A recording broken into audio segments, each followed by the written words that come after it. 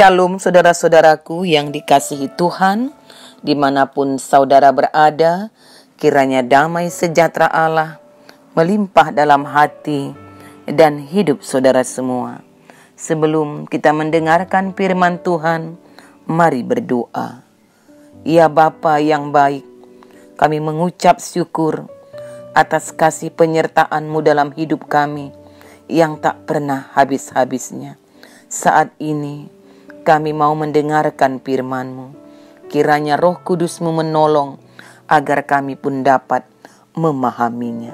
Demi nama Yesus, amin. Firman Tuhan dari 1 Korintus 15 ayat 51 sampai 57.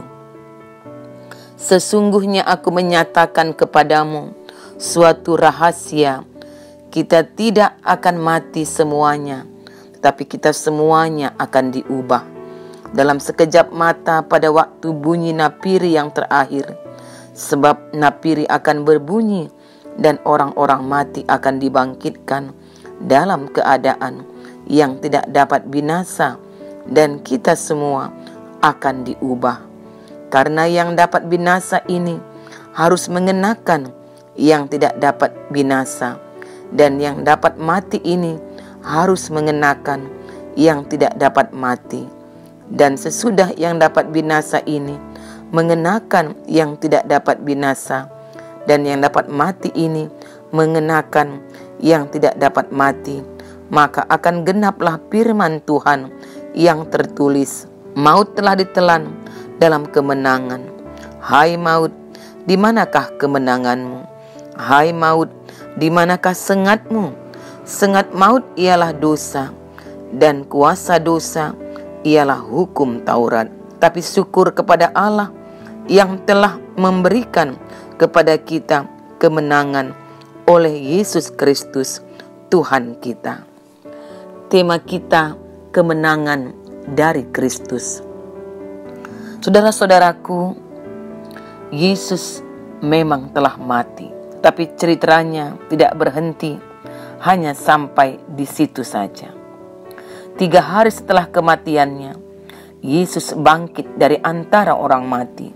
Jika Yesus tidak bangkit, maka ia sama saja dengan kita dan manusia lainnya. Maka bodohlah kita yang menaruh percaya dan pengharapan kepadanya. Seperti yang dikatakan pada 1 Korintus 15 ayat 17 sampai 19. Dan jika Kristus tidak dibangkitkan, maka sia-sialah kepercayaan kamu, dan kamu masih hidup di dalam dosa. Demikianlah binasa juga orang-orang yang mati dalam Kristus, jikalau kita hanya dalam hidup ini saja menaruh pengharapan pada Kristus, maka kita adalah orang-orang yang paling malang dari segala manusia. Saudara-saudaraku, memahami kebangkitan tubuh bukanlah hal yang mudah, apalagi ketika kita melihat bahwa orang yang mati dikuburkan dengan tubuh jasmani. Pastilah kita pun akan bertanya, apakah tubuh yang sama yang dikuburkan itu akan dibangkitkan?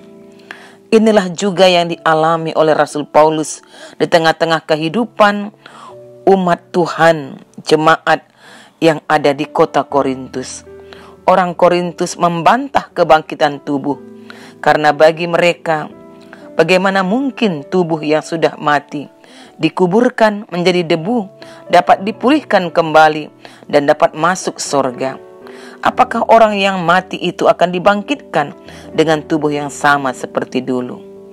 Untuk menjawab kebingungan jemaat inilah tentang kebangkitan, Rasul Paulus menyatakan keyakinan imannya perihal kebangkitan tubuh. Paulus menegaskan bahwa iman Kristen didasarkan atas kebangkitan Kristus dan atas pengharapan akan kebangkitan tubuh. Saudara-saudaraku, Rasul Paulus menjelaskan bahwa kebangkitan orang mati yang adalah kebangkitan tubuh rohania dari kematian tubuh alamiah harus dipandang dari sudut yang berbeda. Paulus menjelaskan kebangkitan tubuh rohania diibaratkan seumpama menabur biji, tapi yang tumbuh adalah tubuh tanaman. Karena tubuh duniawi Tubuh sorgawi, matahari, bulan, dan bintang mempunyai kemuliaan masing-masing yang berbeda. Daging manusia lain dari daging binatang. Kebangkitan orang mati ditabur dalam kebinasaan, namun dibangkitkan dalam ketidakbinasaan. Ditabur dalam kehinaan, namun dibangkitkan dalam kemuliaan. Ditabur dalam kelemahan, dan dibangkitkan dalam kekuatan. Yang ditabur tubuh alamiah, namun yang dibangkitkan adalah tubuh rohania. Dan yang kedua, Rasul Paulus menggambarkan bahwa tubuh alamiah sama dengan Adam pertama yang berasal dari debu tanah, bersifat jasmaniah, menjadi makhluk hidup. Tubuh rohaniah adalah Adam terakhir yang berasal dari sorga, bersifat rohaniah, menjadi roh yang menghidupkan. Kita telah memakai rupa dari yang alamiah, namun kita juga akan memakai rupa dari yang surgawi, yaitu tubuh rohaniah. Dengan demikian, Paulus ingin memberikan pemahaman bahwa yang akan binasa adalah daging dan darah, yang tidak akan mendapat bagian di tempat mulia, dan tidak akan binasa, yaitu kerajaan Allah. Sehingga ketika kita dibangkitkan, akan menjadi manusia baru di dalam Kristus Yesus. Karena lewat kebangkitan Yesus, maut telah dikalahkan, dan kebangkitannya adalah sebuah anugerah bagi kita manusia. Saudara-saudaraku, tema kita mengatakan kemenangan dari Kristus. Artinya, kebangkitan Kristus jelas memberi kemenangan kepada setiap kita orang percaya dalam segala hal. Karena sesungguhnya tidak ada lagi kekalahan dalam kehidupan orang yang percaya kepada Yesus, sebab Dia sudah menanggung semua kekalahan itu dengan mengalahkannya melalui kematiannya di kayu salib dan bangkit dalam kemenangan. Saudara-saudaraku, kebangkitan Yesus memberi kita kepastian keselamatan. Rasul Paulus melihat bahwa makna kebangkitan Kristus sebagai sumber pengharapan yang menguatkan keyakinan kita bahwa mereka yang telah mati di dalam Kristus pasti dibangkitkan dan memperoleh kepastian keselamatan. Kebangkitan Kristus yang kedua memaknai bahwa ada kemenangan bagi kita. Maut adalah musuh manusia yang terbesar. Maut tidak dapat dikalahkan oleh kekayaan, kekuatan fisik, dan kepandaian ataupun pengetahuan manusia. Ketiga hal itu biasanya digunakan oleh manusia untuk mempertahankan dan mengembangkan hidup mereka. Namun ketika maut datang, kekayaan manusia tidak dapat menyuapnya, kekuatan fisik tidak dapat mengalahkannya, dan kepandaian pengetahuan manusia tidak dapat menaklukkannya. Jadi saudara-saudaraku, sungguh maut merupakan musuh manusia yang paling menakutkan. Tapi Yesus sudah mengalahkannya di atas salib dan bangkit dari kematian, sehingga memberi kita kemenangan bahkan atas maut. Tuhan sudah mengalahkan maut. Apakah itu berarti bahwa setiap orang beriman tidak akan mengalami kematian lagi? Saudara-saudaraku, sebagai orang percaya, kita semua pada suatu saat tetap akan mengalami kematian. Namun konsep tentang kematian itu sudah berubah. Maut tidak lagi sebagai hal yang menakutkan, namun sebagai pintu gerbang menuju kemuliaan kekal. Saudara-saudaraku, dari maut saja kita sudah mengalami kemenangan. Maka tidak ada lagi hal yang dapat mengalahkan kita, baik itu masa lalu kita yang kelam, ketakutan, dan lain sebagainya. Semua pergumulan setiap orang yang percaya kepada Kristus sudah dikalahkan olehnya, sehingga kita menjadi menang. Saudara-saudaraku, apakah kita sebagai orang percaya bisa bebas dari segala tantangan dan kesulitan? Juga tidak. Justru melalui tantangan dan kesulitan yang kita alami, akan terbuktilah kemenangan yang dari Tuhan bagi umatnya. Setiap pribadi orang percaya akan selalu mengaku seorang pemenang adalah dia yang telah mengalahkan segala kesulitan dan tantangan dalam hidupnya. Jikalau tidak ada kesulitan, kita tidak akan mungkin menang atas apapun. Firman Tuhan tidak mengajar kita untuk lari dari kesulitan.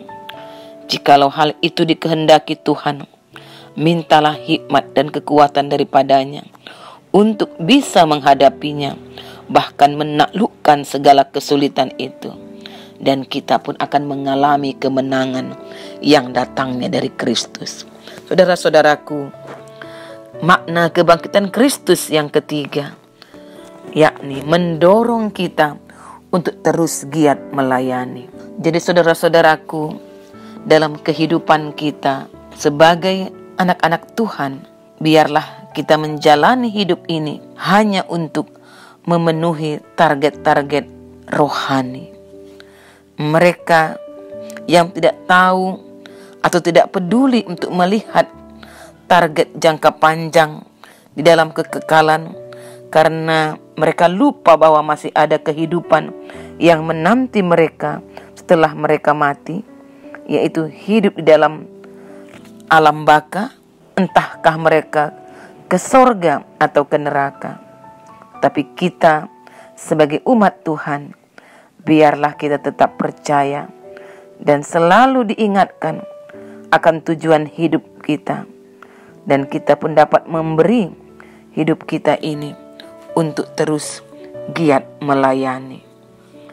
Saudara-saudaraku, semangat pelayanan kita akan dilandaskan pada satu keyakinan bahwa dalam persekutuan dengan Tuhan, jerih payah kita tidak akan sia-sia, seperti yang dikatakan pada ayat 58. Sikap dan pemahaman inilah yang Rasul Paulus berikan bagi setiap orang percaya, termasuk kita.